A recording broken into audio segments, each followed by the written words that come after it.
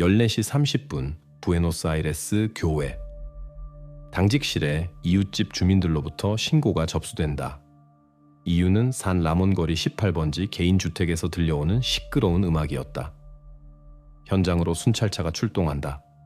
2명의 경찰관, 일상적인 주간 근무조. 기록부에는 공공질서 위반에 대한 민원이라고 기재된다. 매주 수백 건씩 접수되는 유사한 신고들처럼 모든 것이 일상적으로 보인다.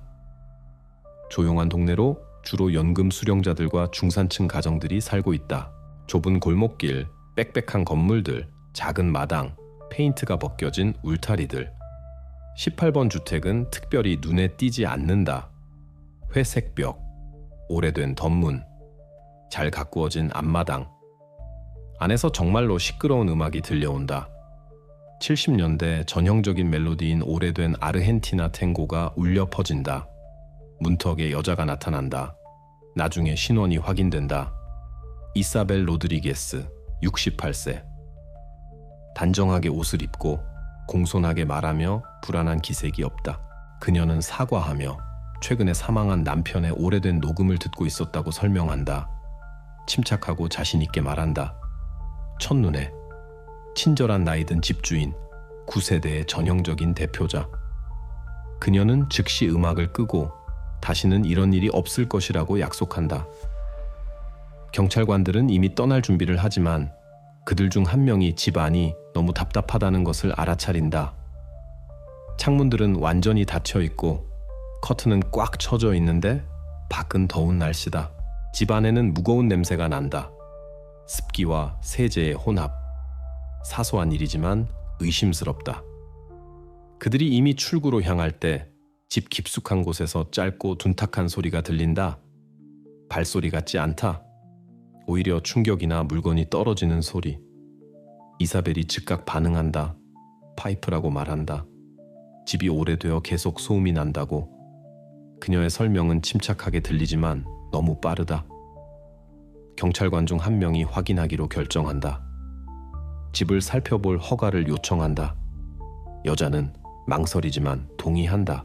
그들은 좁은 복도를 지나간다. 벽에는 오래된 가족 사진들이 걸려 있다. 대부분의 사진에는 이사벨, 중년 남자, 그리고 몇 명의 더 젊은 여자들이 있다. 더 안쪽으로 거실, 깨끗하고 정돈되어 있지만 오랫동안 사용되지 않은 것처럼 보인다. 모든 것이 제자리에 있고 우연한 물건은 하나도 없다. 경찰관 중 한 명이 복도 끝에 문을 발견한다. 금속 손잡이, 드라이버로 인한 신선한 흔적. 그리고 가장 중요한 것은 자물쇠. 바깥쪽에 설치되어 있다. 일반적인 걸쇠의 자물쇠지만 문이 외부에 있다. 이상하게 보인다. 그는 멈춰 서서 문을 살펴보고 집주인을 돌아본다. 이게 무슨 방입니까? 욕실이에요. 그녀가 대답한다. 거기 수리 중이에요. 대답은 일상적으로 들리지만 설득력이 없다. 문 옆 바닥에 오래된 페인트 얼룩이 보이지만 수리 냄새는 나지 않는다. 동료가 더 가까이 다가가서 귀를 갖다 댄다. 안쪽에서 거의 구별할 수 없는 소리가 들린다. 무엇인지 불분명하다. 숨소리일 수도 있고 발소리일 수도 있다. 이 순간부터 상황은 일상적이기를 멈춘다. 경찰관들은 지원을 요청하고 당직자에게 문을 열 것이라고 알린다. 이사벨은 반대하려 하고 사유재산이라고 말하지만 그녀의 목소리는 점점 덜 확신에 차 있다. 문을 열자 집안의 공기가 얼어붙는 것 같다. 안에서 차갑고 습한 냄새가 터져 나온다. 작은 공간, 창문이 없다. 바닥에는 낡은 매트리스, 양동이, 물이 담긴 플라스틱 그릇. 벽 옆에 여자가 앉아 있다. 매우 말랐고 낡은 옷을 입고 긴 헝클어진 머리카락. 그녀는 빛으로부터 눈을 가리고 한마디도 하지 않는다. 순찰대는 의료진을 부른다. 여자는 자신을 루시아라고 밝힌다. 그녀의 말에 따르면 이곳에서 이미 4년을 살고 있다고 한다. 이사벨 로드리게스는 이 순간 움직이지 않고 서 있다. 비명도 도망치려는 시도도 없다. 단지 조용히 말한 짧은 한 문장뿐이다. 그녀는 아팠어요. 제가 도와줬어요. 이 단계에서 이야기는 일상적인 것이기를 멈춘다. 곧 이 문 뒤에 단순한 수리보다 훨씬 더 많은 것이 숨겨져 있었다는 것을 보여줄 수사가 시작된다.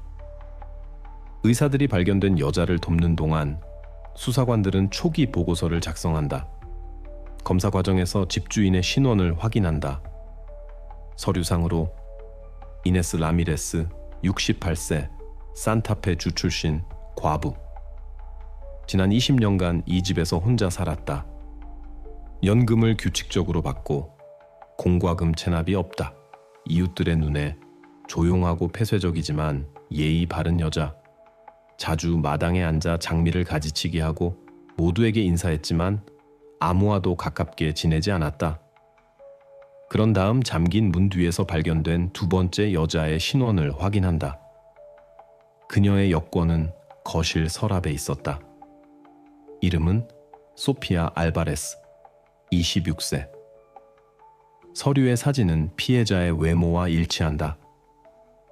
여권의 서명, 깔끔하고 곧지만 눈에 띄게 오래되어 분명히 여러 해 전에 만들어진 것이다. 데이터베이스에 대한 첫 조회는 예상치 못한 결과를 제공한다. 실종자 부서의 정보에 따르면 소피아는 1998년 6월부터 수바에 중이다. 다른 도시에 사는 어머니가 신고했다. 사건 카드에는 마지막 연락, 모계, 친척 방문. 그 후 연락 끊김이라고 표시되어 있다. 그리고 지금 4년이 지나 바로 이 친척이 수사관들 앞에 서 있다. 실종자가 발견된 바로 그 집에서. 공식적으로 이네스 라미레스는 그동안 사건과 관련이 없었다. 언급도 신문도 없었다. 이름은 단 한 번만 등장했다. 세부사항 확인을 위한 연락처로. 수사관들이 어떻게 그녀의 조카가 그녀의 집에 있게 되었는지 묻자 이네스는 간단히 대답한다. 그녀가 아팠어요. 제가 돌봤어요. 이것을 침착하게 당혹스러움의 그림자도 없이 말한다. 그녀의 말은 일관되고 억양은 확신에 차 있다. 그러나 경찰이 더 많이 들을수록 그녀의 이야기가 현장에서 보는 것과 일치하지 않는다는 것이 더욱 명백해진다. 부엌에서 빈 약품 포장들을 발견한다. 모두 유통기한이 지났다. 욕실에서 내부가 아닌 외부에 설치된 자물쇠 아래 흔적들. 자물쇠에는 새 것이고 녹의 흔적이 없어서 최근에 사용되었음을 나타낸다. 검사 결과 한 가지는 분명하다. 돌봄에 대한 버전은 검증을 견디지 못한다. 의사들은 소피아에게서 심각한 영양실조와 폐쇄된 공간에 장기간 머문 흔적을 기록한다. 그녀의 손에는 밧줄이나 팔찌로 인한 압력 흔적이 있는데 신선한 상처가 아니라 한 자세로 손을 고정하는 오래된 습관에서 남은 것이다. 그 후 경찰관들은 서류로 돌아간다. 두 사람이 한 집에서 살았는데 아무도 알아차리지 못한 것을 이해하는 것이 중요하다. 대답은 부분적으로 이웃들이 제공한다. 그들의 말에 따르면 이네스는 거의 집 밖으로 나가지 않았다. 때때로 쓰레기를 내놓거나 가게에 갔지만 거의 항상 같은 시간에 그녀는 손님을 받지 않았고 낯선 사람들에게 대문을 열어주지 않았다. 집의 불은 항상 같은 방들에서만 켜졌다. 욕실이 있는 집 뒤쪽의 창문들은 안쪽에서 판자로 막혀 있었다. 이러한 세부 사항들은 더 이상 노인의 이상한 성격으로 치부할 수 없는 그림으로 합쳐진다. 평범해 보였던 집은 몇 년 동안 무언가 체계적이고 은폐된 일이 일어난 고립된 공간으로 드러난다. 이 시점에서 수사관들은 첫 공식 기록을 한다. 발견된 여자는 4년 동안 실종자로 등재된 바로 그 소피아 알바레스다. 즉 법적으로 그녀는 그동안 사라진 것으로 간주되었다. 형식적으로 이것은 한 가지를 의미한다. 이네스 라미레스는 조카의 소재를 알리지 않았을 뿐만 아니라 의식적으로 그녀를 숨겼다. 이 순간부터 사건의 상태가 바뀐다. 민원에 대한 일상적인 확인에서 형사 수사 범주로 전환된다. 이제 이웃의 평온을 방해하는 것에 관한 것이 아니다. 이것은 불법 구금 사건이며 아마도 더 깊은 이야기와 연관되어 있다. 수사는 왜 이네스가 그동안 침묵을 지켰는지, 그녀의 집에서 정확히 무슨 일이 있었는지 이해해야 한다. 소피아의 신원 확인 후 수사팀이 가장 먼저 하는 일은 그녀의 실종에 관한 오래된 보관 파일을 꺼내는 것이다. 폴더는 1998년 6월자로 되어 있다. 다른 종이, 타자기로 친 텍스트, 오래된 서명, 확인됨, 도장. 이것은 지역관리국 보관소의 일반적인 서류 처리다. 문구는 성인 여성 실종 신고, 마지막 연락, 친척 이네스 라미레스다. 그리고 바로 여기에 첫 번째 중요한 세부사항이 나타난다. 그 사건의 신고자는 이네스 자신으로 표시되어 있다. 즉, 4년 전 바로 그녀가 경찰에 조카가 흔적도 없이 사라졌다고 알렸다. 형식적으로 그녀는 그때 걱정하는 친척의 역할을 했다. 나중에 이것이 중요한 역할을 할 것이다. 왜냐하면 바로 이 신고가 경찰의 다른 모든 수색 방향을 막았기 때문이다. 보관 기록에 그녀의 진술이 보존되어 있다. 이네스는 소피아가 외국으로 갔다고 이야기했다. 스페인으로 일자리를 구하려고. 그녀는 조카가 의심스러운 무리에 빠졌고 전화에 응답하지 않게 되었으며 당시 이네스가 표현했듯이 가족을 돌아보지 않고 새로운 삶을 시작했다고 주장했다. 보고서에서 이 말들은 실종자 사건에서 그 당시 자주 도달하던 표준 버전처럼 들린다. 자발적으로 떠났고 범죄의 징후가 없다. 나중에 수사관들은 당시 설득력 있어 보였던 몇 가지 확인 사항을 발견했다. 소피아의 사촌 자매 중 한 명은 외국 우표가 찍힌 편지를 그녀로부터 받았다고 기억했다. 편지에서 소피아는 모든 것이 잘 되고 있으며 아직 돌아갈 준비가 안 되었다고 썼다. 그때 아무도 위조를 의심하지 않았다. 그리고 지금 재확인 결과 확인되었다. 편지의 필체는 소피아의 샘플과 일치하지 않았다. 이네스는 조카가 단순히 떠났다는 완전한 환상을 만들었다. 그녀는 신고를 접수하고 수사관의 전화에 응답하고 여행의 거짓 확인을 제공했다. 이웃들에게도 같은 말을 했다. 소피아는 스페인에서 일하고 있어요. 이 버전으로 그녀는 4년 내내 살았다. 당시 수사는 신고 제출 8개월 후에 마감되었다. 범죄 징후가 없었기 때문이다. 이제 소피아가 그녀 자신의 집에서 발견되면서 이 모든 계획이 무너진다. 수사관들이 날짜와 문서를 대조하자 명백해진다. 이네스의 거짓말은 즉흥적이지 않았다. 그녀는 의식적으로, 단계적으로 매우 일관되게 행동했다. 먼저 그녀는 걱정의 외관을 만들기 위해 신고를 접수했다. 그런 다음 가족과 경찰의 요청에 응답하면서 정보 흐름을 스스로 통제했다. 그동안 그녀는 자신 주위에 어느 누구도 속임수를 의심하지 않을 나이든 선의의 여성 이미지를 구축했다. 수사관들이 그녀의 오래된 진술과 현재 설명을 비교할 때 불일치가 즉시 보인다. 그때는 소피아가 떠났다고 말했다. 지금은 아팠고 나갈 수 없었다고. 이 버전들 사이에는 공통점이 없다. 더욱이 새로운 정보는 오래된 증언을 완전히 반박한다. 이것은 단순한 거짓말이 아니다. 이것은 실종자로 등재된 사람을 의식적으로 은폐하고 사법을 직접 방해한 것이다. 법적으로 이것은 이네스가 불법 구금뿐만 아니라 허위 진술, 문서 위조, 수사 오도로도 기소될 수 있음을 의미한다. 그 순간 검사는 실종에 관한 오래된 사건과 새로운 수사를 하나의 절차로 통합하기로 결정한다. 공식적으로 이제 다른 번호로 진행된다. 문구는 피해자의 신원 은폐 및 수사 방해와 결합된 불법 자유박탈이다. 이 순간부터 사건은 사실 확인 단계에서 본격적인 수사로 넘어간다. 수사관들은 이네스가 왜 이것을 했는지, 어떻게 4년 동안 조카를 숨길 수 있었는지, 그리고 그녀 외에 누가 진실을 알 수 있었는지 이해해야 한다. 소피아의 입원 후 수사관들은 이네스의 집으로 돌아가 완전한 검사를 실시한다. 집은 봉인되고 구역은 차단된다. 밖에서 모든 것이 평온해 보인다. 깔끔한 외관, 잘 가꾸어진 정원, 입구에 깨끗한 계단, 그러나 안에서 깨끗한 벽과 오래된 가구 뒤에 다른 현실이 시작된다. 검사는 소피아를 발견한 바로 그 욕실에서 시작된다. 보고서에서 이 공간은 격리구역으로 지정된다. 공간은 4평방미터를 넘지 않는다.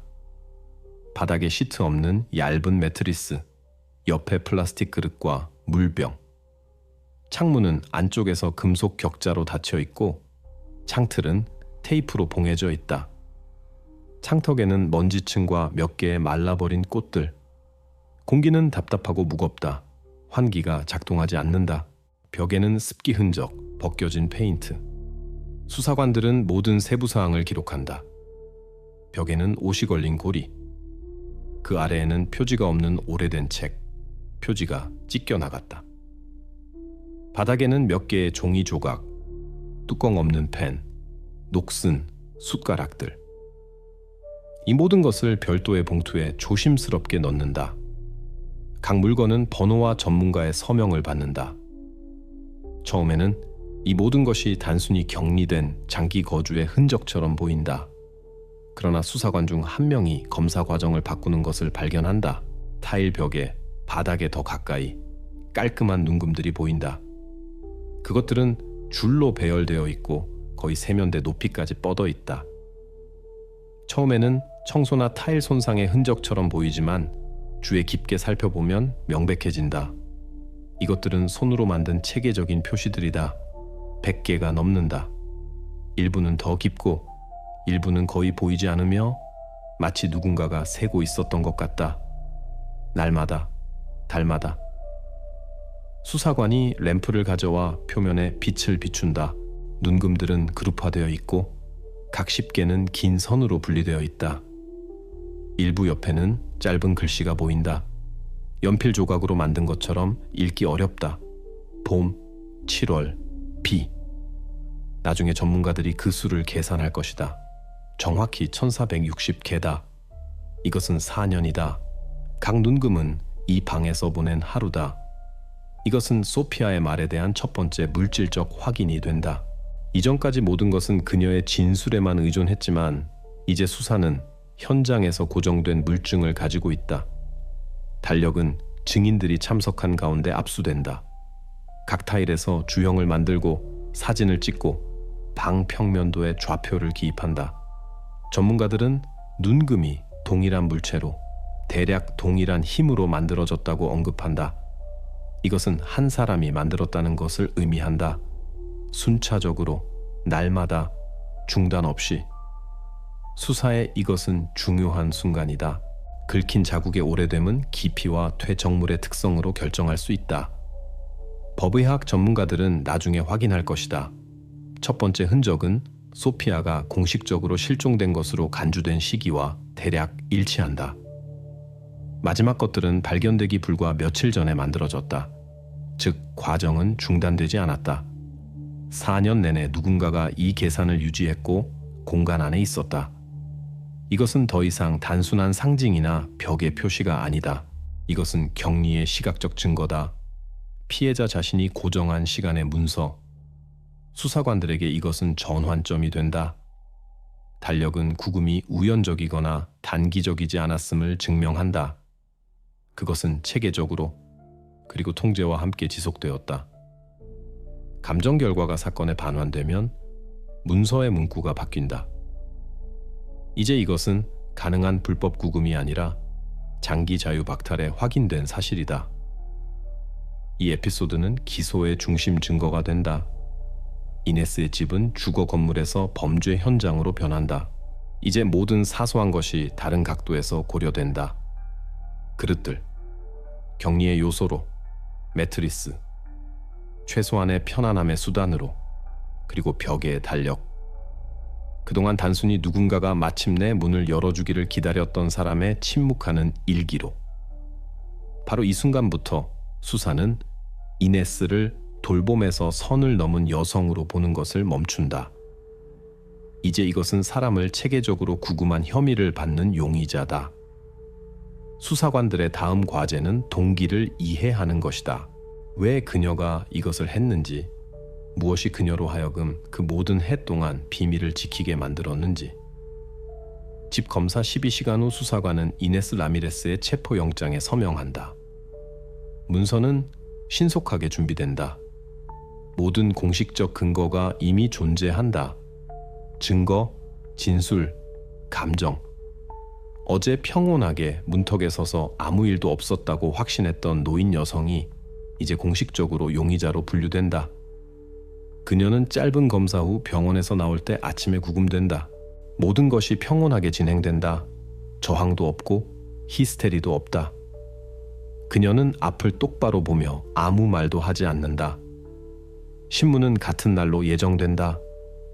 이네스는 수사관 맞은편에 앉아 테이블에 손을 얹고 침묵한다. 공식적으로 그녀에게 권리를 설명하고 조항을 낭독한다. 그녀는 고개를 끄덕이지만 여전히 한마디도 하지 않는다. 보고서는 질문에 답하지 않음, 감정적으로 안정적이라고 기록한다. 동시에 그녀의 시선은 공허하지 않다.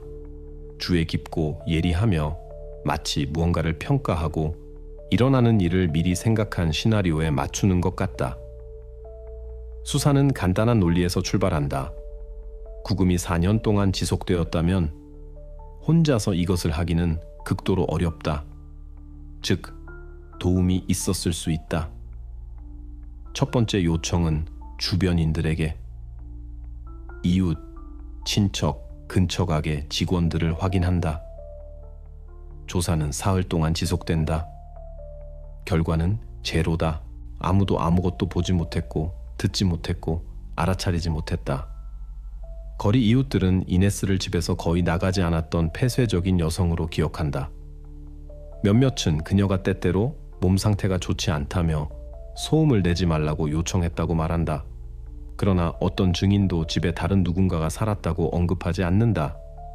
심지어 우편 배달부도 최근 몇 년간 이네스가 대문에서 우편물을 가져갔고 누구도 더 가까이 다가오게 하지 않았다고 말한다.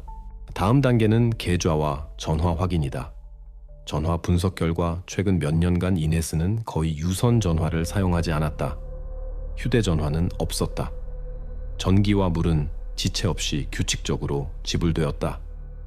외부로부터의 송금은 없다. 식품, 약국, 생활용품에 대한 계산서는 표준적이며 두 번째 거주자에 대한 암시가 없다. 이것은 이네스가 이중 생활을 했지만 매우 조심스럽게 했다는 것을 말한다. 수사관들은 다른 방향을 시도한다. 아마도 누군가가 무의식적으로 그녀를 도왔을 수도 있다. 예를 들어 식품 공급업체나 의료진. 그러나 청구서와 약국 처방전 확인은 다시 아무것도 제공하지 않는다. 모든 것이 이네스의 이름으로 등록되어 있고 대리인이 없다. 심지어 때때로 개를 산책시킨 길 건너편의 이웃조차도 집은 항상 조용했다고 주장한다. 이 침묵이 핵심 세부사항이 된다.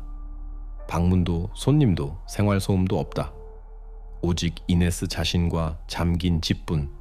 그리고 수사관들이 공과금 지출 그래프를 소피아의 달력 타임라인에 겹칠 때 일치는 완벽하다. 4년 내내 물, 전기, 가스 소비는 안정적으로 유지되었다. 이것은 집에 실제로 두 사람이 살았지만 모든 것이 완전한 격리 속에서 일어났다는 것을 의미한다. 세 번째 신문에서 이네스는 마침내 첫 문장을 말한다. 그녀는 말한다. 저는 해야 할 일을 했어요. 감정 없이 침착하게 마치 날씨를 논평하는 것처럼. 수사관은 이 말들을 기록하지만 그녀는 더 이상 아무것도 추가하지 않는다. 신문에 참석한 심리학자는 그녀에게서 절대적인 정당성의 확신 징후를 관찰한다. 불안도 후회도 없다. 오직 자신을 유죄로 여기지 않는 사람의 차가운 평온함뿐. 그 후 수사는 공범자에 대한 버전을 최종적으로 배제한다. 어떤 문서에도, 어떤 전화에도, 어떤 증언에도 제3자 참여의 흔적이 없다. 모든 증거, 문이 자물쇠에서 벽의 눈금까지 동일한 사람을 가리킨다. 사건의 문구가 바뀐다. 이네스 라미레스, 유일한 용의자. 이제 수사는 그녀가 이것을 어떻게 했는지뿐만 아니라 왜 했는지도 밝혀야 한다. 그리고 바로 이것에 이야기의 다음 전환점이 있다. 수사관들이 증거를 연구하는 동안 시립병원의 의사들은 소피아 알바레스에 대한 의학적 결론을 작성하고 있었다. 보고서는 경험 많은 전문가들에게도 무거웠다. 문서에는 만성 영양 실조, 현저한 근육 위축, 탈수, 장기간의 햇빛 결핍 흔적이 명시되어 있다. 모든 지표는 사람이 오랜 시간 동안 신선한 공기와 완전한 영양에 대한 접근 없이 폐쇄된 공간에 있었음을 나타냈다. 그녀의 몸은 살아남았지만 가능성의 한계에서 존재했다. 소피아는 입원 후 첫 며칠 동안 거의 말하지 않을 정도로 약해져 있었다. 그녀의 말은 조용했고 구절은 짧고 연결되지 않았다. 정신과 의사들은 상태를 적응성 기억상실 요소가 있는 급성 스트레스 증후군으로 묘사했다. 의사들은 즉시 신문을 주장하지 않았다. 수사관들은 그녀가 적어도 부분적으로 회복될 때까지 기다렸다. 구출 일주일 후에야 소피아는 진술할 수 있는 것으로 인정되었다. 첫 신문은 심리학자와 의사에 참석해 진행된다. 모든 것이 비디오로 녹화된다. 수사관은 공황을 일으키지 않기 위해 압력 없이 침착하게 말한다. 소피아는 테이블에 앉아 병원 담요에 쌓여 있다. 그녀의 시선은 산만하고 목소리는 조용하다. 첫 질문들에 그녀는 단음절로 대답한다. 예, 아니요, 기억 안 나요. 그녀가 아직 자신에게 무슨 일이 일어나는지 완전히 인식하지 못하는 것 같다. 수사관이 누가 그녀를 집에 구금했는지 물을 때 소피아는 단 한 단어만 말한다. 이모. 이것으로 충분하다. 그 말은 주저없이 확신에 차서 들린다. 녹화는 수사관의 손이 긴장하는 것을 기록한다. 증거를 중심으로 구축된 모든 수사가 피해자 측으로부터 첫 직접 확인을 받는다. 짧은 침묵 후 그는 다음 질문을 한다. 왜요? 소피아는 오래 침묵하고 그런 다음 옆을 보며 말한다. 죄에서 치료했어요. 방이 더 조용해진다. 수사관은 명확히 하기를 요청하지만 그녀는 설명할 수 없다. 단지 반복한다. 그녀는 저를 치료한다고 말했어요. 제가 나쁘다고, 제가 정화되어야 한다고. 이 말들은 수사의 새로운 방향의 핵심이 된다. 이 순간까지 동기는 일상적으로 보였다. 아마도 돈, 두려움, 정신장애. 그러나 이제 다른 것이 나타난다. 종교적 맥락. 수사관은 결론을 내리지 않고 각 구절을 문자 그대로 기록한다. 나중에 보고서에 기록이 나타날 것이다. 피해자는 구금이 영적 치유의 구실로 일어났다고 주장한다. 이것은 사건에서 신앙이 가능한 동기로 공식적으로 언급된 첫 번째 경우다. 신문 후 심리학자는 메모를 한다. 소피아는 이네스에 대한 적대감을 보이지 않으며 오히려 반대로 그녀를 올바른 일을 한다고 믿었던 사람으로 말한다. 이 세부 사항은 특히 수사관들을 우려하게 한다. 그것은 의존성의 요소, 아마도 심리적 애착까지도 나타낸다. 같은 날 저녁 수사팀은 새로운 방향을 논의하기 위해 모인다. 모든 자료가 별도 서류철로 재정리된다. 이네스 라미레스의 종교 활동, 종교 공동체와의 연결, 가능한 종파에 대한 데이터를 요청하기로 결정한다. 이 단계에서 이야기는 단순히 불법 구금 사건이기를 멈춘다. 이제 이것은 신앙, 광신주의, 그리고 치유의 가면 아래 어떻게 오랜 세월의 격리와 두려움이 숨겨질 수 있었는지에 대한 수사다. 사건은 공식적으로 새로운 방향을 받는다. 종교적 동기 확인. 2주간의 침묵 후 이네스 라미레스는 마침내 말하기로 동의한다. 이것은 예상치 못하게 일어난다. 공식 신문이 아니라 법정 심리학자와의 짧은 대화 중에 그녀는 당혹감이나 두려움의 암시도 없이 침착하게 말한다. 그녀의 목소리는 평온하고 확신에 차 있으며 처음부터 분명해진다. 그녀는 변명할 생각이 없다. 대부분의 피고인들과 달리 이네스는 소피아를 집에 구금했다는 것을 부인하지 않는다. 그녀는 사실 자체를 인정하지만 즉시 덧붙인다. 당신들은 모든 것을 잘못 이해하고 있어요. 신문에서 그녀는 같은 것을 반복한다. 수사관이 명확히 한다. 즉 소피아가 정말로 그녀의 의지에 반하여 그녀와 있었습니까? 이네스는 고개를 끄덕이며 말한다. 네, 저는 문을 잠갔어요. 하지만 해를 끼치기 위해서가 아니었어요.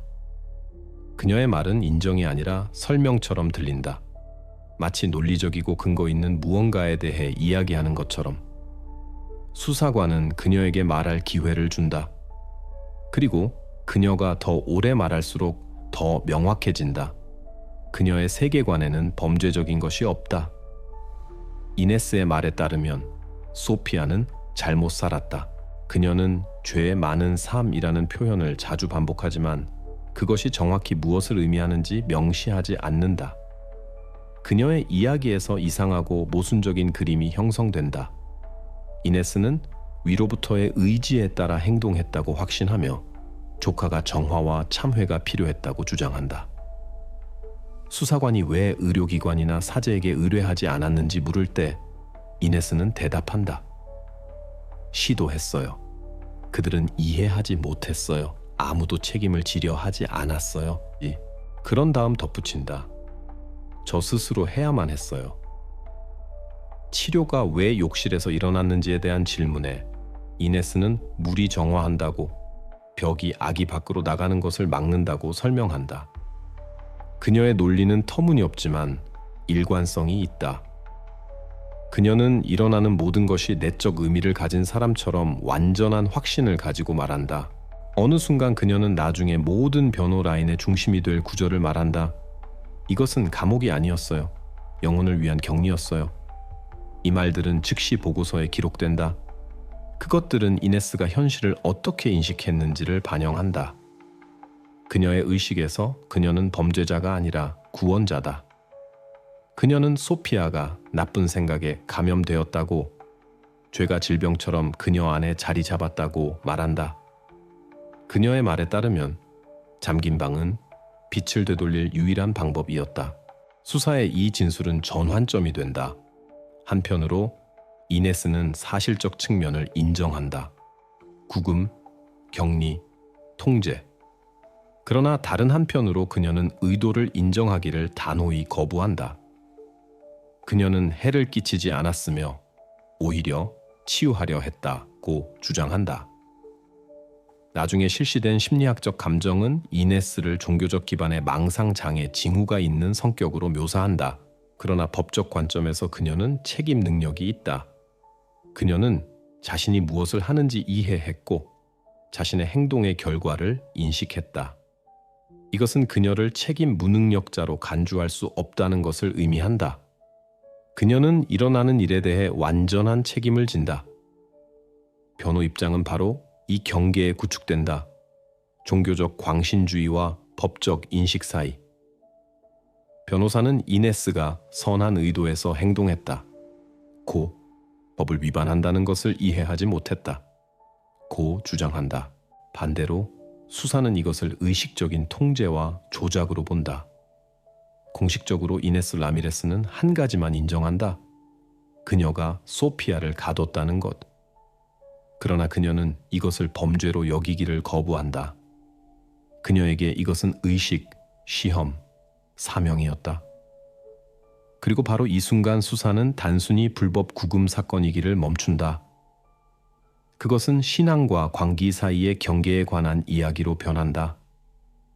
이제 수사관들은 신앙이 끝나고 범죄가 시작되는 곳을 이해해야 할 것이다. 그리고 이것을 하기 위해 그들은 이네스의 과거로 돌아가야 할 것이다. 고통을 통한 치유에 대한 그녀의 확신이 시작된 곳으로. 수사가 동기 찾기에서 막다른 골목에 이르렀을 때 수사관은 가장 간단한 것으로 돌아가기로 결정했다. 문서로. 재정 확인은 종종 행동이나 말에서 보이지 않는 것을 드러낸다. 사회 서비스에 대한 요청은 표준 절차였다. 소피아가 실종 전에 어떤 지급금을 받았는지 확인해야 했다. 답변은 사흘 후에 왔다. 그리고 즉시 수사 방향을 바꿨다. 소피아가 등록되어 있었고 국가장애 수당을 받고 있었던 것으로 밝혀졌다. 지급금은 그녀의 실종 전에 지정되었다. 젊은 시절에 입은 부상 때문에. 이 돈은 매달 그녀의 계좌로 입금되었다. 실종 시점에 이것은 월 약 18,000페소였다. 많지 않지만 정기적인 수입이 없는 사람에게는 감지할 수 있는 지원이었다. 가장 이상한 것은 은행 명세서에 따르면 소피아를 실종자로 선언한 후에도 지급금이 중단되지 않았다는 것이다. 매달 계좌에 금액이 입금되었고 거의 즉시 현금으로 인출되었다. 은행 거래는 너무 일상적으로 보여서 4년 동안 아무도 이상 현상에 주목하지 않았다. 수사관은 최근 몇 달 동안 보존된 카메라 기록과 자금 인출 위임장 사본을 요청했다. 은행의 답변은 다음 날 왔다. 문서에 따르면 거래는 실제로 소피아 자신이 수행한 것이 아니었다. 돈은 위임장에 의해 정기적으로 인출되었고 그 위임장은 이네스 라미레스의 이름으로 등록되어 있었다. 문서의 서명이 일치했다. 그녀의 필적은 감정으로 확인되었다. 의심의 여지가 없었다. 이네스는 조카의 돈을 그동안 내내 문자 그대로 그녀의 실종 순간부터 받고 있었다. 이 발견은 그림을 완전히 바꿨다. 이전의 수사가 이네스를 확신해서 행동한 광신자로 여겼다면 이제 두 번째 층이 나타났다. 물질적 이익. 4년 동안 그녀가 약 80만 페소에 해당하는 금액을 인출한 것으로 밝혀졌다. 그리고 그동안 내내 공식적으로 소피아를 해외에서 살고 있는 것으로 기록했다. 더욱이 집수색 중에 이네스가 입금 날짜와 인출 금액을 꼼꼼히 기록한 영수증이 든 폴더를 발견했다. 그녀의 기록에는 빠진 줄이 하나도 없었다. 모든 것이 정확하게, 꼼꼼하게 유지되었다. 회계, 보고서처럼. 이것은 우연이 아니라 체계성을 말했다. 재정 전문가들은 요약을 작성했다. 모든 자금은 공과금 지불, 집 수리, 이네스의 개인 비용에 사용되었다. 소피아의 치료와 관련된 송금, 기부, 지출의 흔적은 발견되지 않았다. 이제 수사관들은 두 가지 동기 라인을 보았다. 첫 번째는 정화에 대한 왜곡된 아이디어에 기반한 종교적 것. 두 번째는 평범한 탐욕적 이익에 기반한 재정적 것. 이 두 라인이 함께 복잡하고 모순적인 여성의 초상을 만들었다. 그녀는 자신의 행동을 신앙으로 정당화할 수 있었지만 동시에 냉철한 계산으로 행동했다. 검찰은 기소장에 추가 사항을 포함시켰다. 불법 자유 박탈 조항에 사기 및 자금 횡령 혐의가 추가되었다. 법적 의미에서 이것은 기소 입장을 강화했지만 심리적으로는 사건을 더욱 혼란스럽게 만들었다. 이제 수사는 이네스의 행동에서 무엇이 주된 것인지 이해해야 했다. 광신주의인가 돈인가? 왜냐하면 이 질문에 대한 답변에서 처벌 조치와 범죄 분류를 포함한 모든 추가 수사가 달려 있었기 때문이다. 사건은 단순히 잠긴 문에 관한 이야기이기를 멈췄다. 그것은 신앙과 이익이 너무 얽혀서 하나를 다른 것으로부터 분리하는 것이 불가능한 인간악의 이중적 본성에 관한 이야기가 되었다. 수사가 재정 증거를 얻고 종교적 동기를 고정한 후 주요 질문이 남았다. 이네스 라미레스는 자신이 무엇을 하는지 이해했는가? 아니면 이 집에서 일어난 모든 것이 그녀로부터 자신의 행동에 대한 설명 능력을 빼앗은 정신장애의 결과였는가? 이에 답하기 위해 법원은 복합심리정신과 감정을 지정했다. 이러한 확인은 아르헨티나에서 드물게 수행되며 복잡한 사건에서 결정적인 것으로 간주된다. 전문가의 결론에 모든 것이 달려있다. 사람이 책임 무능력자로 인정되어 치료를 받으러 가거나 일반 기준으로 재판을 받는다. 이네스의 경우 감정은 변호의 핵심 요소가 되었다. 그녀의 변호사는 그의 의뢰인이 현실을 이해하지 못했고 병적인 종교적 망상의 영향을 받아 행동했다고 주장했다. 3명의 전문가로 구성된 위원회는 한 달 이상 이네스를 연구했다.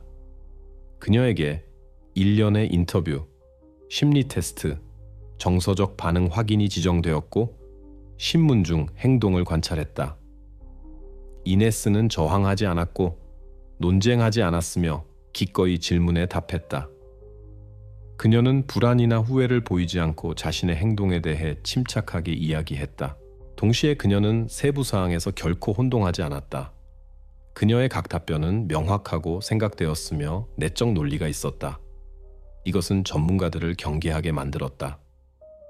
위원회 보고서에서 이네스가 망상적 장애의 징후가 있는 종교적 신념의 안정적인 체계를 보인다고 언급되었다. 다른 말로 그녀는 실제로 현실에 대한 왜곡된 인식을 보인다. 그녀는 신비주의적 아이디어의 프리즘을 통해 일어나는 일을 인식한다. 그러나 동시에 그녀는 추론과 통제 능력을 완전히 보존하고 있다. 그녀는 자신이 어디에 있는지, 누구와 이야기하고 있는지, 어떤 결과가 발생할 수 있는지 이해했다. 위원회의 주요 전문가인 루시아 멘도사 박사는 이렇게 공식화했다. 이네스 라미레스는 정신장애를 가지고 있지만 정신병 상태에 있지 않다. 그녀는 자신의 행동의 사실적 성격을 인식했고 그것들을 지휘할 수 있었다. 이 결론은 전환점이 되었다. 그것은 광기의 아이디어에 기반한 변호 라인을 파괴했다. 법원의 관점에서 사람은 신자, 광신자, 심지어 착각할 수도 있다. 그러나 동시에 불법 행위를 저지른다는 것을 이해한다면 책임을 진다. 이네스의 경우가 정확히 그랬다. 그녀는 조카를 가둔다는 것을 알았고 그것이 불법이라는 것을 이해했지만 선을 행한다는 내적 확신으로 자신을 정당화했다. 전문가들은 그녀의 정신적 초상을 자세히 묘사했다. 그들의 말에 따르면 이네스는 공격적이지 않았고 통제나 권력에서 즐거움을 느끼지 않았다. 그녀의 행동은 잔인함이 아니라 확신에 의해 결정되었다. 그녀는 사명을 수행한다고 믿었고 다른 사람들에게 가해진 모든 고통을 필요한 희생으로 간주했다. 이것은 그녀를 냉철한 계산을 가진 사람만큼이나 위험하게 만들었다. 정신과 의사들은 그녀의 행동이 종교적 강박관념을 가진 사람들에게 전형적이라고 지적했다. 동시에 행동을 저지르는 순간에 그녀는 의식 상태에 있었고 결과를 평가할 수 있었다. 그녀에게는 정신병, 환각, 현실과의 연결 상실이 없었다. 즉, 법적 의미에서 그녀는 책임 능력이 있다. 위원회의 공식 판결은 짧았다. 책임 능력 있음. 자신의 행동의 성격과 사회적 위험을 인식할 수 있음. 수사에 이것은 최종 확인이 되었다. 이제 변호는 진단 쪽으로 갈 수 없다. 사건은 생각이 아니라 행동이 평가되는 법적 차원으로 돌아간다. 이 순간부터 이네스의 이야기는 정신과 문제이기를 멈췄다. 그것은 도덕과 법의 문제가 되었다. 남은 모든 것은 신앙, 두려움, 개인적 이익이 어떻게 하나로 얽혔는지 증명하는 것이었다. 수사관들은 알고 있었다. 앞에는 최종 단계가 있다. 그녀의 과거의 모든 세부 사항이 부분적으로 분해될 것이다. 연속된 신문 중 하나에서 이네스는 예상치 못하게 이전까지 어떤 보고서에도 나오지 않은 이름을 말한다. 그녀는 어떤 마테오에 대해 이야기한다. 그녀의 말에 따르면 바로 그가 소피아의 모든 불행의 원인이 되었다. 그녀의 이야기에서 이 사람은 거의 악의 상징으로 제시된다. 그녀는 그를 악마, 유혹자, 타락이라고 부른다. 수사관은 이 이름을 보고서에 기록한다. 왜냐하면 처음으로 이네스가 자신과 조카 외에 구체적인 누군가를 지목하기 때문이다. 이네스는 소피아가 이 남자를 알게 된 후 변했다고 주장한다. 그녀가 교회에 가는 것을 멈췄고 다른 사람이 되었다고. 그녀는 이것을 마치 실제 사람에 대해서가 아니라 그녀의 세계 질서를 파괴한 어떤 적에 대해 이야기하는 것처럼 확신을 가지고 말한다. 수사관들에게는 외부 영향을 나타내는 첫 번째 흔적이다. 이네스가 진실을 말한다면 마테오는 단순한 구실이 아니라 전체 이야기의 참가자일 수 있다. 경찰은 그의 데이터를 요청하고 며칠 내에 소재지를 확인한다. 마테오는 다른 지역에 살고 자동차 정비공으로 일한다. 그는 숨지 않고 침착하게 만남에 동의한다. 첫 몇 분부터 명백해진다. 그의 이야기는 완전히 다르다. 그는 대화를 피하지 않고 변명하지 않는다. 그는 불필요한 감정 없이 모든 것을 명확하게 이야기한다.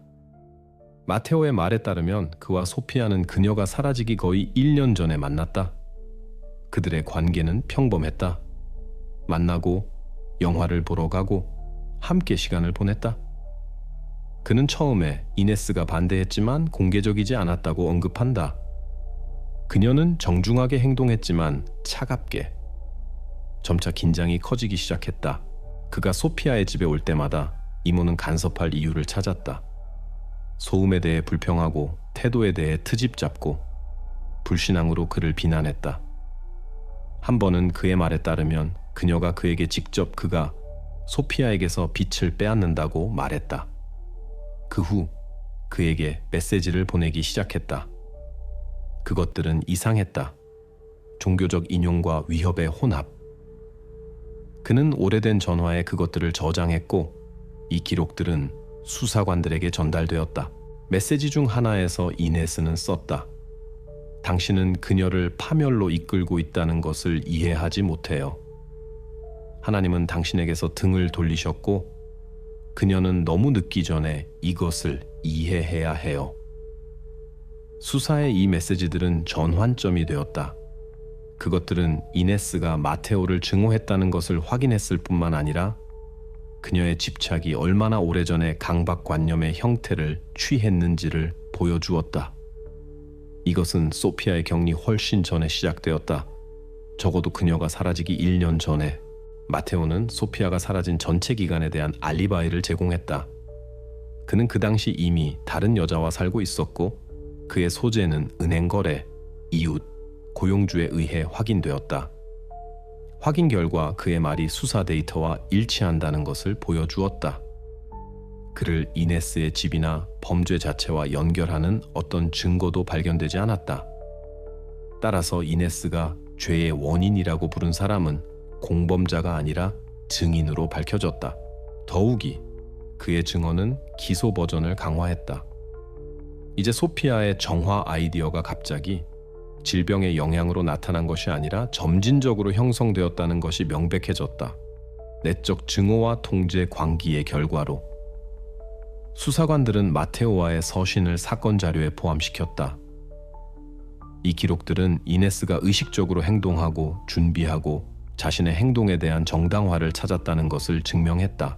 그녀는 미리 머릿속에 적의 이미지를 만들었고 그것으로 나중에 한 모든 것을 정당화했다. 공식적으로 마테오는 증인으로 인정되었고 그의 증언은 기소 기반의 중요한 요소가 되었다. 검찰에게 이것은 이네스가 단순히 자신의 정당성을 믿은 것이 아니라 의식적으로 소피아를 격리로 이끌었고 구원을 위해 이것을 한다고 스스로를 설득했다는 또 다른 확인이 되었다. 이제 수사는 마지막 부분으로 넘어가야 했다.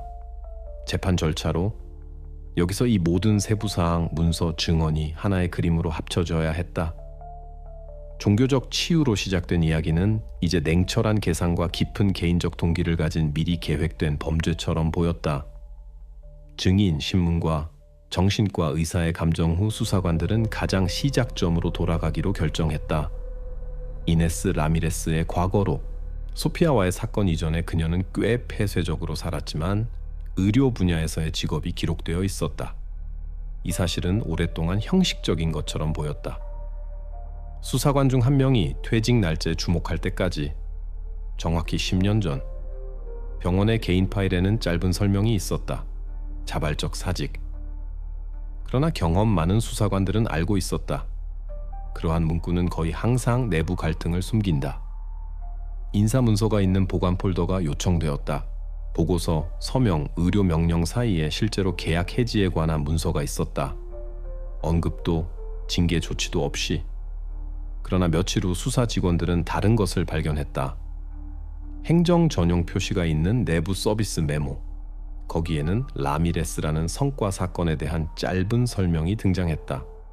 환자에 대한 부적절한 치료 방법.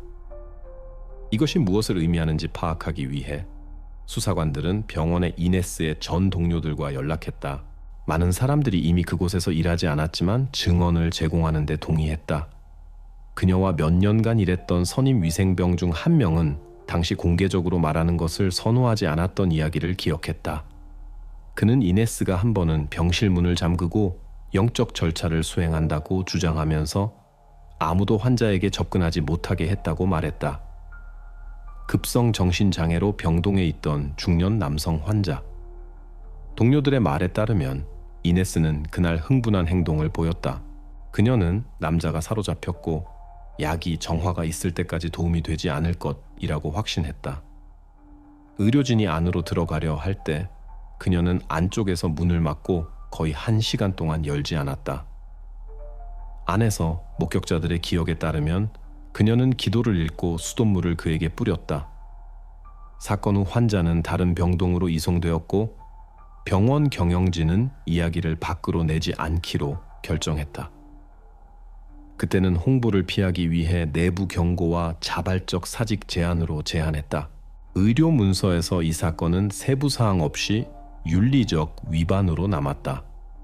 수사에 이것은 계시였다. 과거 이네스의 행동은 나중에 소피아에게 한 것을 완전히 반영했다.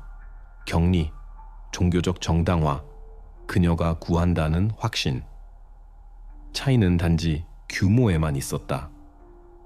10년 전 직장에서 에피소드로 제한되었던 것이 이제는 여러 해에 걸친 범죄가 되었다. 병원의 보관 보고서는 추가 증거로 사건 자료에 첨부되었다. 법적으로 그것은 직접적인 증거를 대체할 수 없었지만 심리적으로는 핵심이었다. 안정적인 행동 패턴을 보여주었다. 이네스는 단순히 갑자기 무너진 것이 아니었다. 그녀의 행동은 과거 깊숙이 들어가는 뿌리를 가지고 있었다. 사건을 감독하는 수사관은 자신의 보고서에 언급했다. 행동의 성격이 일치한다. 영향의 대상은 개인적 근접성의 원칙에 따라 선택되며 죄의 운반자로 인식된다. 목표는 종교적 구실로 격리와 복종이다. 동기는 정당성에 대한 광신적 확신이다. 이 문서는 이야기를 완전한 사슬로 연결할 수 있게 한 바로 그 빠진 조각이 되었다. 이제 소피아와의 사건이 충동의 결과도 질병도 우연도 아니라는 것이 명백했다. 이것은 신앙이 점차 통제의 도구로 변한 긴 내적 과정의 정점이었다. 이 순간부터 사건은 새로운 무게를 얻었다. 수사는 한 가정 드라마의 틀을 넘어섰다. 이제 그것은 이네스의 모습을 반복할 수 있는 체계적 위반자로 고려했다. 이것은 법원이 그녀를 광신자가 아니라 신념이 직접 범죄로 이어지는 위험한 사람으로 볼 것임을 의미했다. 수사관들은 이해했다. 앞에는 재판이 있다. 그리고 이전의 개인적 비극처럼 보였던 것이 이제는 무해한 신앙이 제때 멈추지 않으면 어떻게 위험한 집착으로 변할 수 있는지의 예가 되었다. 사건을 법원에 이송하기 전에 수사관은 최종 신문을 지정한다. 공식적으로 그것은 세부사항 명확화를 위해 필요하지만 실제로는 이네스로부터 직접적인 인정을 얻으려는 마지막 시도다. 작은 방, 금속 테이블, 2개의 카메라, 관찰 유리. 이네스는 신문이 아니라 만남에 온 것처럼 침착하게 들어온다. 수사관의 손에는 모든 자료가 깔끔하게 배열되어 있다. 은행 계좌, 명세서, 전문가 보고서, 마테오의 증언, 병원의 내부 문서 4본. 수개월의 수사를 통해 명확한 시스템으로 합쳐진 모든 것. 수사관은 침착하게 시작한다. 그는 첫 봉투를 꺼낸다. 은행 거래. 프로젝터 화면에 데이터가 나타난다. 소피아가 실종자로 등재된 4년 내내 그녀의 계좌에서 월별 지급금이 이네스의 카드로 계속 입금되었다. 전체적으로 수년치 급여에 해당하는 금액. 이네스는 시선을 돌리지 않고 듣는다. 수사관이 잠시 멈추자 그녀는 조용히 말한다. 돈은 죄예요. 저는 그녀를 돈으로부터 구했어요. 그것들은 영혼을 파괴해요. 수사관은 대답하지 않는다. 단지 다음 폴더를 꺼낸다. 병원 보고서. 10년 전 이네스가 환자를 병실에 가두고 그에게서 악을 쫓아낸다고 확신했다고 이야기한 동료들의 증언. 그는 내부 조사의 발췌문을 읽는다. 직원이 공간에 들어갈 수 없었고 환자는 스트레스 상태였다. 라미레스의 행동은 비윤리적으로 인정되었다. 이네스는 미소 짓는다. 그들은 아무것도 이해하지 못했어요. 장님이 장님을 치료해요. 그리고 저는 그들이 두려워하는 것을 봤어요. 그녀의 목소리 음색은 평온하고 짜증이 없다. 그녀가 말하는 모든 것이 변호가 아니라 설명처럼 들린다. 마치 그녀의 세계관에서 법과 그녀의 신앙 사이에 모순이 없는 것처럼. 그녀는 올바르게 행동했다고 확신한다. 수사관은 계속한다. 그는 사진을 꺼낸다. 그들이 보여주기로 결정한 유일한 것. 그것에는 구출 순간에 소피아가 있다. 쇠약하고 약해지고 멍한 시선. 사진은 경찰 호출날 범죄학자들이 찍었다. 그는 사진을 테이블에 놓고 한마디도 하지 않는다. 이것은 그가 계산했던 순간이다. 보통 가장 완고한 용의자들도 자신들의 행동의 결과를 보는 것을 견디지 못한다. 그러나 이네스는 표정이 변하지 않는다. 그녀는 오랫동안 사진을 보고 그런 다음 조용히 수사관에게 도로 밀어낸다.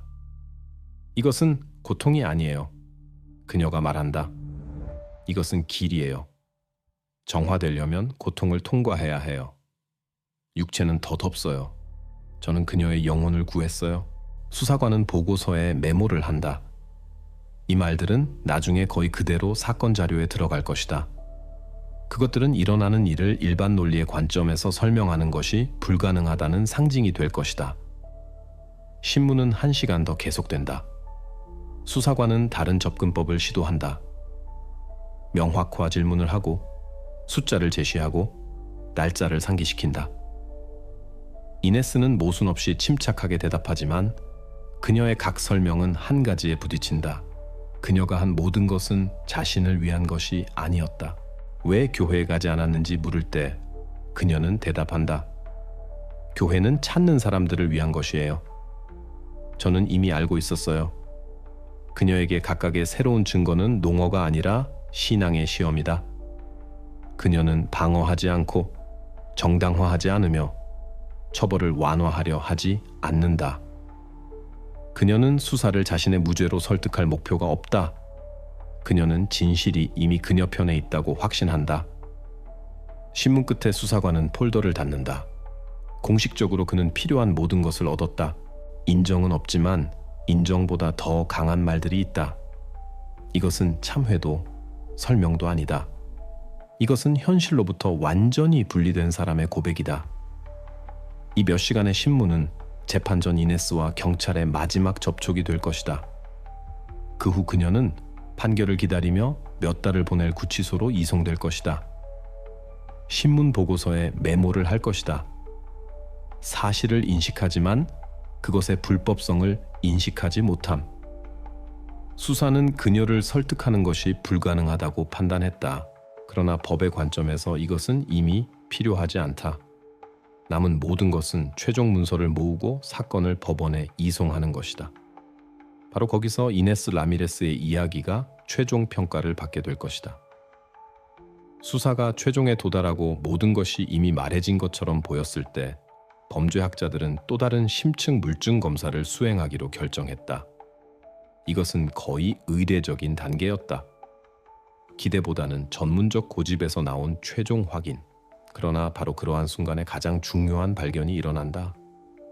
이네스의 집에서 압수된 많은 물건들 중에서 테이블에 다시 그녀의 낡고 다른 성경이 놓였다. 그것은 이미 몇 달 동안 먼지 낀 폴더 옆에 있었다. 왜냐하면 첫눈에 단순히 개인 물건처럼 보였기 때문이다. 범죄학자들이 흔적 존재 확인을 위해 자외선 조명을 켰을 때 책 여백에 거의 눈에 띄지 않는 선들이 나타났다. 마치 누군가가 연필로 쓰고 나서 지우려 했던 것처럼. 일반 빛 아래에서 그것들은 거의 보이지 않았지만 실험실 램프 아래에서 명확하게 나타났다. 선들은 텍스트를 따라 깔끔한 작은 필체로 이어져 있었다. 일부 단어는 밑줄이 그어져 있었고 옆에는 숫자들이 있었다. 전문가들은 사진을 찍고 대비를 강화했고 이해되었다. 이것은 우연한 메모가 아니라 날짜가 기록된 것들이다. 처음에는 아무도 이 숫자들이 무엇을 의미하는지 이해할 수 없었다. 그것들은 날짜의 연속처럼 보였다. 그러나 페이지를 더 진행할수록 더 명확해졌다. 이네스가 일종의 일기를 유지하고 있었다. 확인을 위해 필적 감정을 실시했다. 결과는 명백했다. 이것은 이네스 라미레스의 필적이다. 수사관들이 읽기 시작했다. 그리고 그들이 본 것은 사건을 범죄적인 것에서 진정으로 무서운 것으로 바꿨다. 페이지에는 여러 해에 걸쳐 만들어진 기록들이 있었다. 각 날짜에는 짧은 구절이 동반되었다. 때때로 그것은 단지 서너 단어였다. 45일째, 음식 거부, 교만, 더 나아가 132일째, 불완전한 고백, 눈의 거짓말, 몇 페이지 더, 1150일째, 첫 번째, 죄를 인정, 빛이 가까이. 더 나아갈수록 읽기가 더 무거워졌다. 그 모든 해 동안 이네스는 일어나는 일을 영적 보고서 형태로 기록했다. 그녀는 단순히 소피아를 가둔 것이 아니었다. 그녀는 관찰하고 분석하고 기록했다. 마치 실험을 수행하는 것처럼.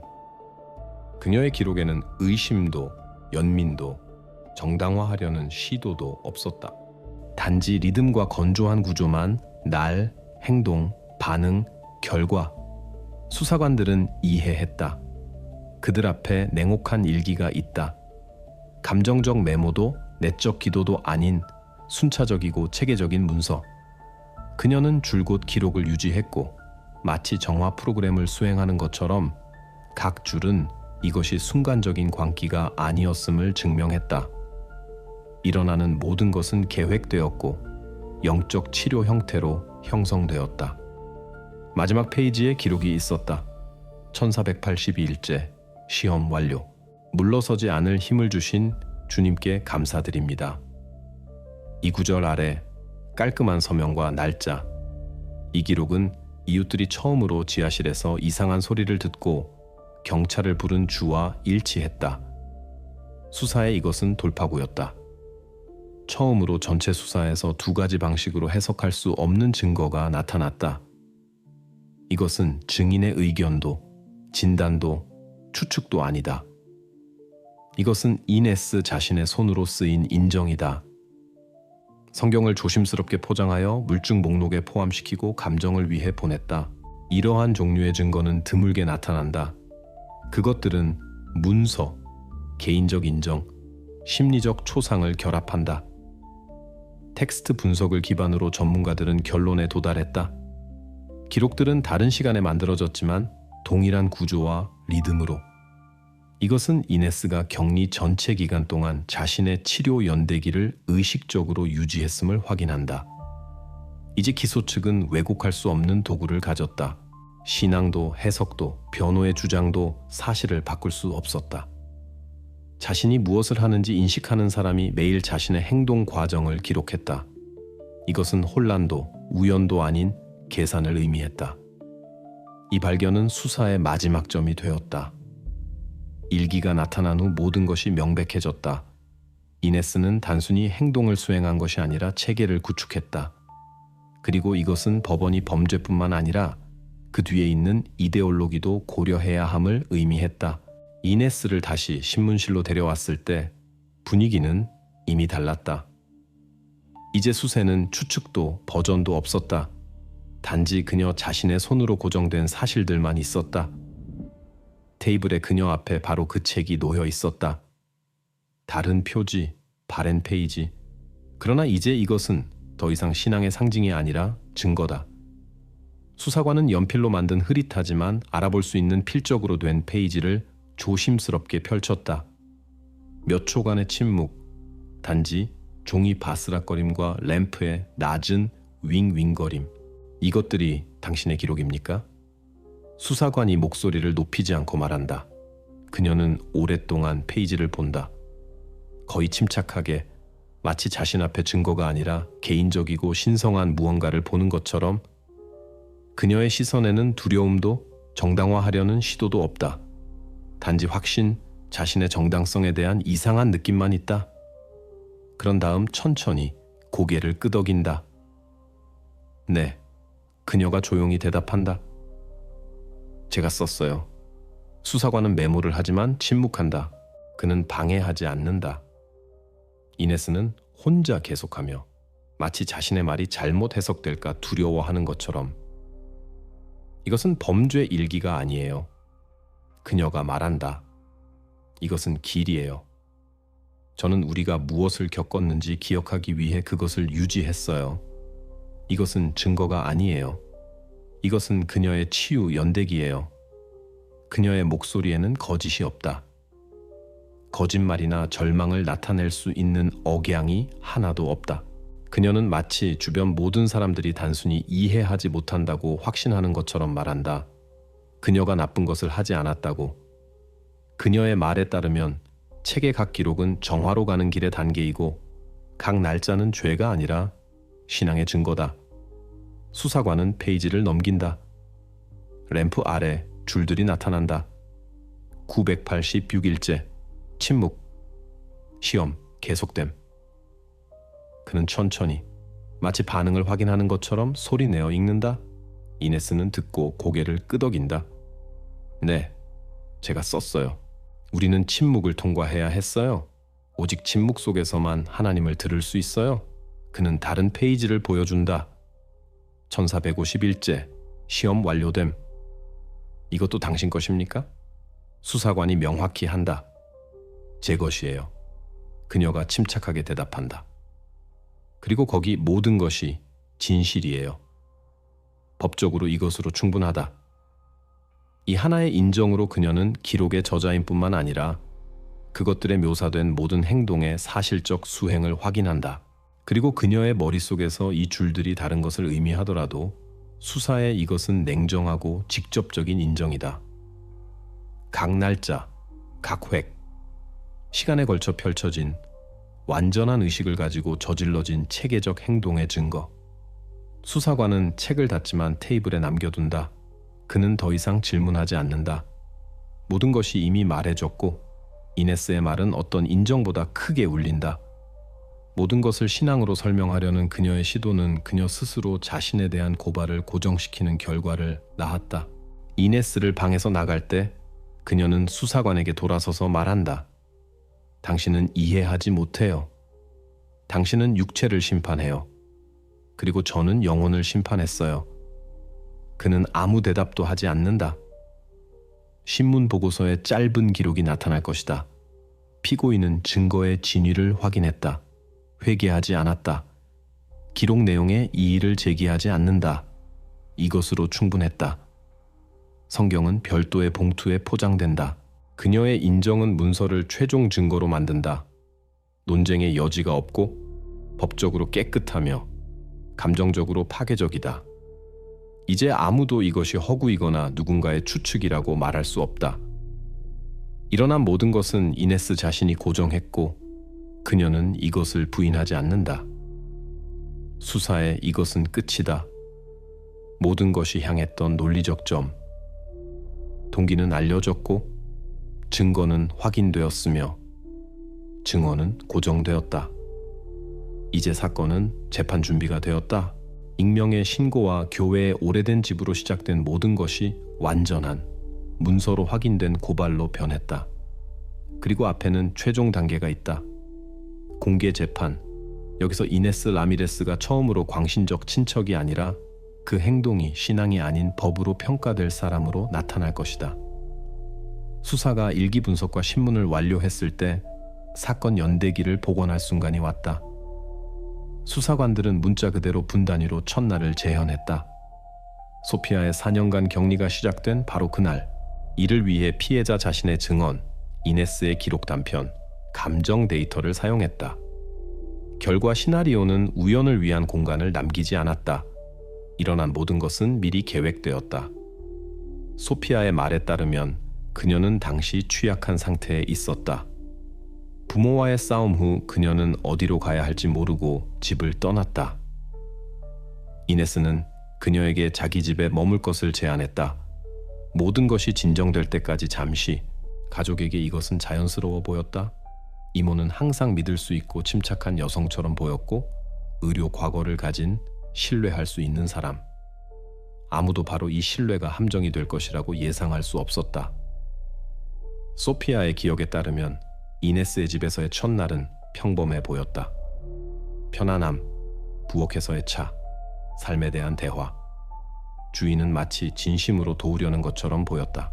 그녀는 소피아가 머리를 깨끗이 하고 세상으로부터 쉬고 거짓된 쾌락을 쫓는 것을 멈춰야 한다고 많이 이야기했다. 이 구절들은 당시 경계심을 불러일으키지 않았다. 단지 연장자의 훈계. 그러나 이제 일기를 읽은 후 그것들 각각은 시나리오의 일부처럼 들린다. 저녁에 이네스는 소피아에게 휴식을 취할 것을 제안했다. 불안을 씻어내고 새로 시작하기 위해 목욕을 하라고. 간단하고 일상적인 말들이지만 바로 그것들에 그녀의 계획의 첫 단계가 포함되어 있었다. 소피아가 목욕하는 동안 문은 반쯤 열려 있었고 모든 것이 정상으로 보였다. 그런 다음 이네스는 조용히 복도로 나가 밖에서 자물쇠를 잠갔다. 문을 쾅 닫지도 않았고 한마디도 하지 않았다.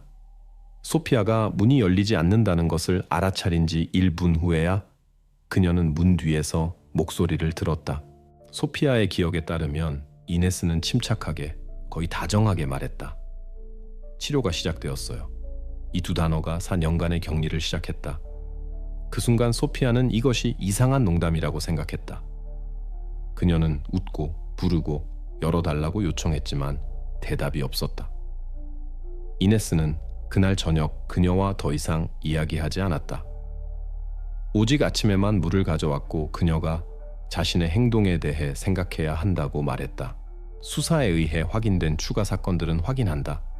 범죄는 사전 계획되었다. 자물쇠에서 최근 설치 흔적을 발견했다. 나사와 경첩이 사건 며칠 전에 교체되었다. 근처 가게 문서에서 영수증을 찾았다.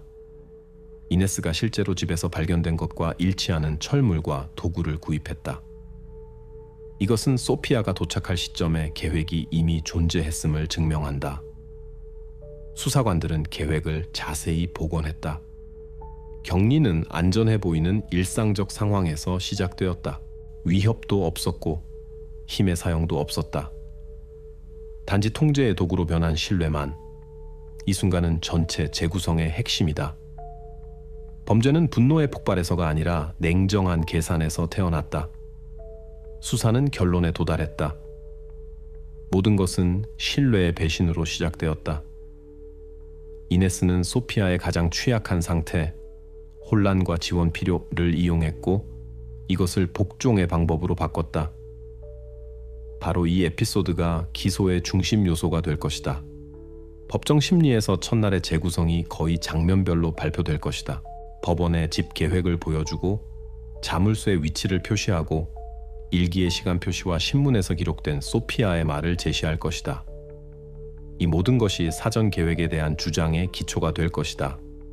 왜냐하면 어떤 우연한 행동도 그렇게 신중하게 준비될 수 없기 때문이다. 따라서 수사는 최종적으로 고정했다. 범죄는 이네스가 문을 잠근 순간에 시작된 것이 아니라 훨씬 이전에 그녀가 처음으로 소피아에게 정화하기 위해 그녀와 함께 머물 것을 제안했을 때 바로 그때 계획이 의도에서 행동으로 전환되었다.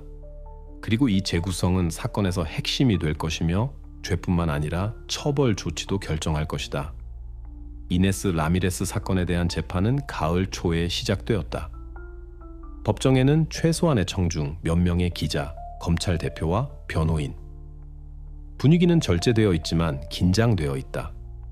이 시점까지 이야기는 이미 지역 뉴스에 퍼졌고 사회적 반향을 일으켰다.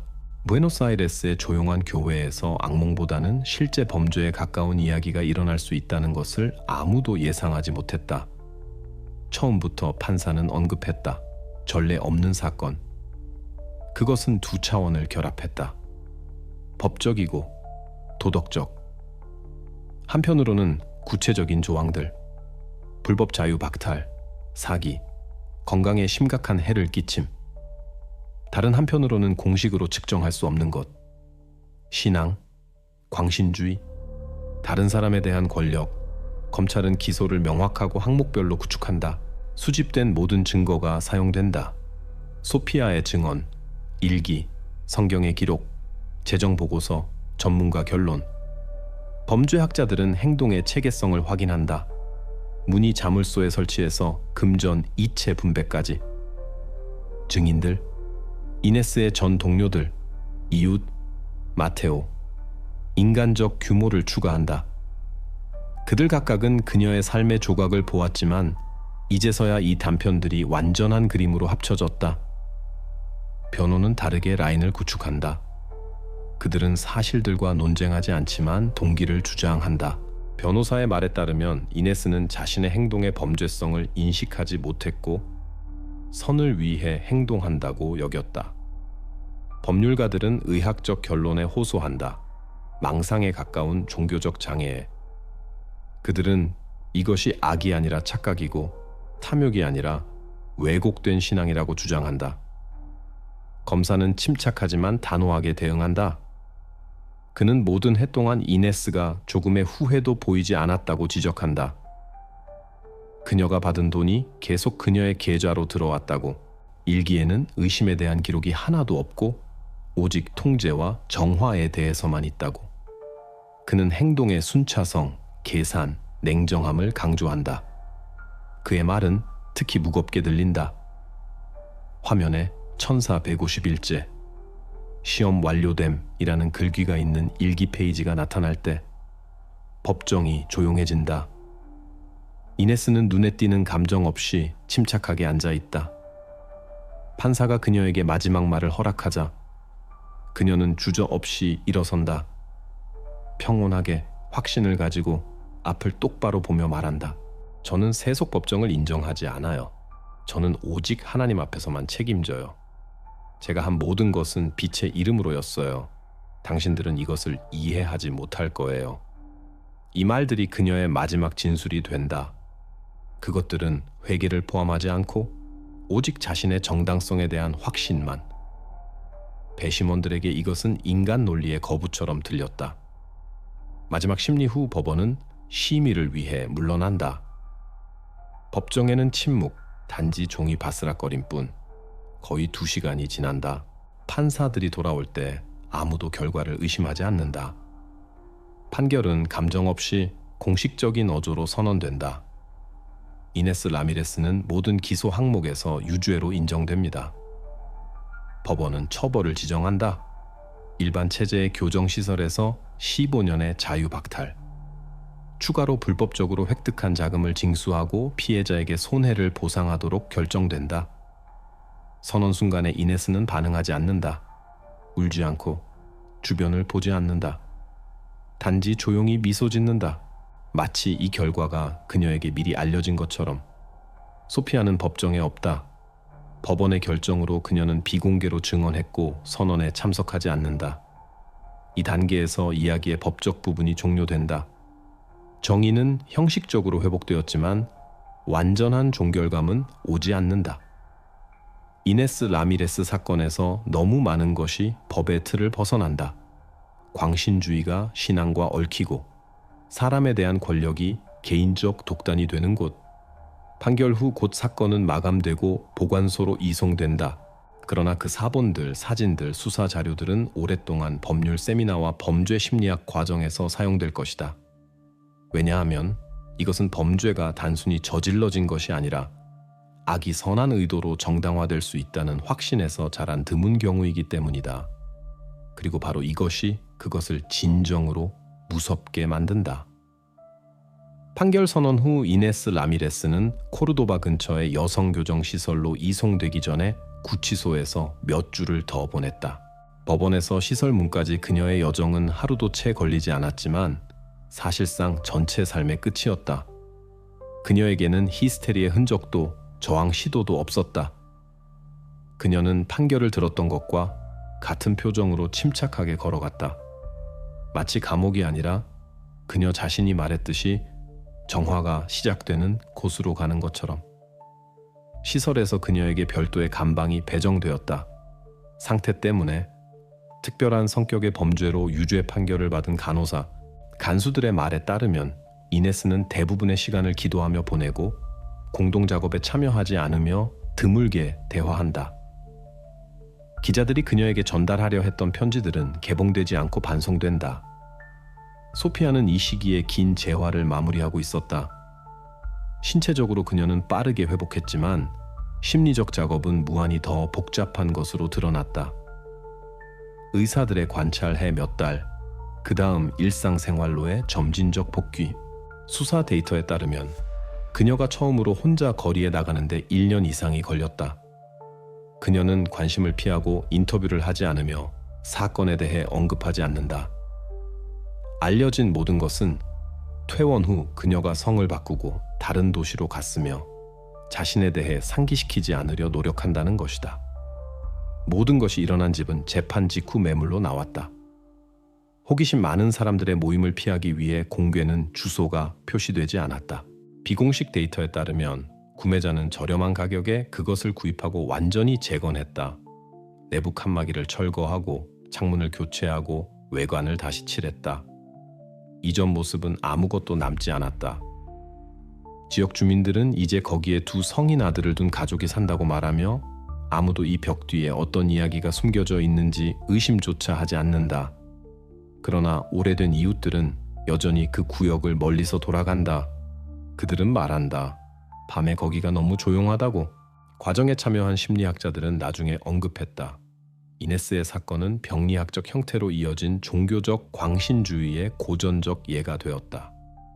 여러 대학들이 범죄 정신과와 윤리에 대한 교육 과정에 사건 자료를 포함시켰다. 언론에서 이것을 라미레스 증후군이라고 불렀다. 의학 교육을 가진 사람이 전문적이고 인간적 도덕보다 자신을 위에 두고 모든 행동을 신앙으로 정당화할 때 법적으로 이야기는 끝났다. 모든 문서, 보고서, 기록은 보관소에 있다. 법원 결정이 발효되었고 국가에 이것은 마감된 사건이다. 그러나 소피아에게 그것은 결코 끝나지 않을 것이다. 그러한 사건의 결과는 시간으로 지워지지 않고 단지 형태를 바꿀 뿐이다. 누군가는 삶을 잃고 누군가는 그것에 대한 믿음을. 몇 년이 지났지만 오늘날에도 아르헨티나 미디어에서 때때로 이네스 라미레스의 이름이 떠오른다. 어떤 사람들은 그녀를 미친 여자로 기억하고 다른 사람들은 아기 드물게 괴물처럼 보인다는 경고로 그것은 조용하고 돌보는 미소 짓는 것일 수 있다. 그리고 바로 그래서 가장 위험하다. 이 이야기는 선례가 되었다. 그 후 나라에서 취약한 사람들과 일하는 직원 검증 규칙을 변경했다.